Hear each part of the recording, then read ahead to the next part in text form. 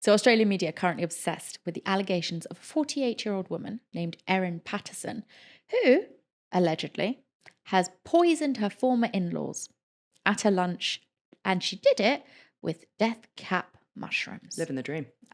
Quite.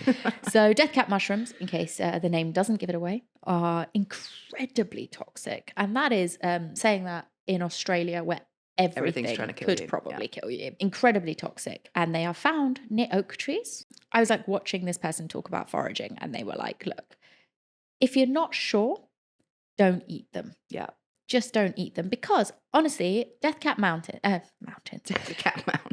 mushrooms, they look Rancho Relaxo Rancho at the Relaxo. base of Death Cap Mountain, surrounded by a beautiful sea of oak trees. They look incredibly innocuous. They're just like little white mushrooms. No, like they're not like bright red with green spots like warning, don't eat me, I'm toxic. They look incredibly innocuous, but they can and will kill you. And if you're not sure, don't eat mushrooms you find in the woods. It's not worth it because you will die. So on the 29th of July, Erin Patterson made lunch for a bunch of people at her house, including Gail and Don Patterson, not her parents, but the 70-year-old parents of her ex-husband. Right.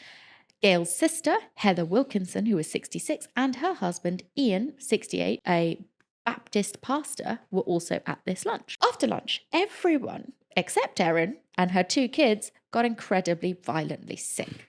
Now, they all get taken to hospital, and sadly, both Gail and Don Patterson and Heather, Gail's sister, all died in hospital. Jesus. And Ian is still, as of the point of this recording, still in hospital in Melbourne, fighting for his life and waiting for a liver transplant. That is how serious these mushrooms are. Not only will they kill you, if you survive, you need a fucking liver transplant. A 5th person also seems to have been in attendance, but they haven't named this person. I don't know who this person is, but they apparently recovered. So three deaths and 1 attempted death. Now, apparently, if you're wondering, well, what recipe was Erin serving? She served everybody a beef Wellington. And obviously, if you have a beef Wellington, you have a mushroom duxelle. Yes, you do, yeah. Keep that pastry nice and crispy. And she made this for her guests. But oddly, her and her 2 kids ate something else.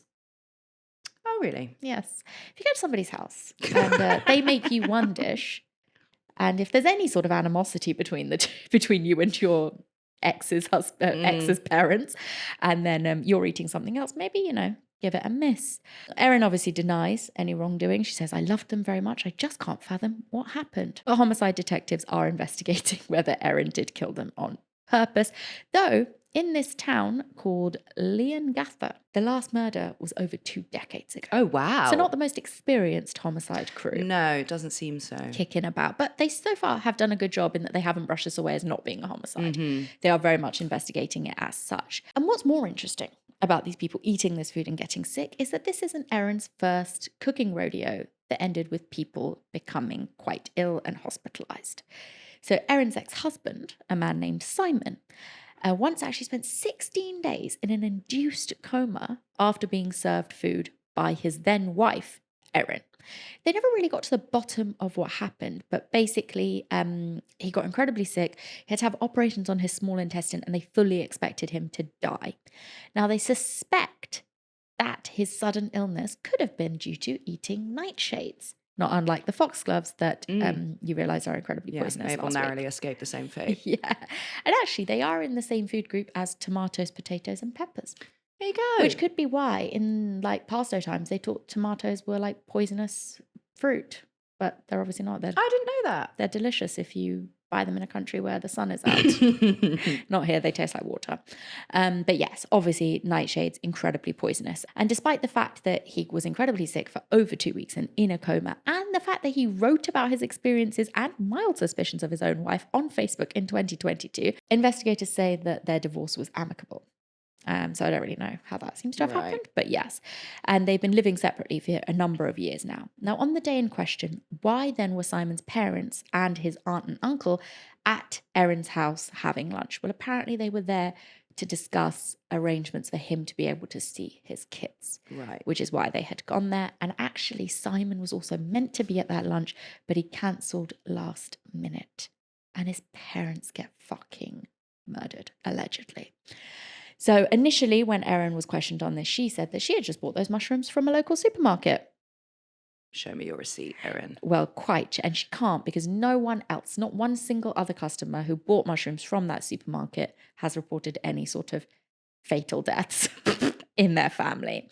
And also the police have since discovered that a food dehydrator, which I understand what it is. I didn't know that they were like mainstream purchases that people had, but apparently she had one.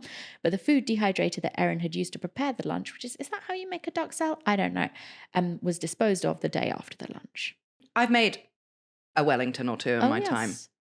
Not once have I used a dehydrator. I mean, I would be shocked if you had said anything else, but that's what she Meat did. thermometer, though, essential. I'm going to buy one of those. Erin maintains her innocence, and her kids are obviously the ones to ultimately suffer from this as well because they've been taken away from her and put into care. Wow. And it's just like trauma all round.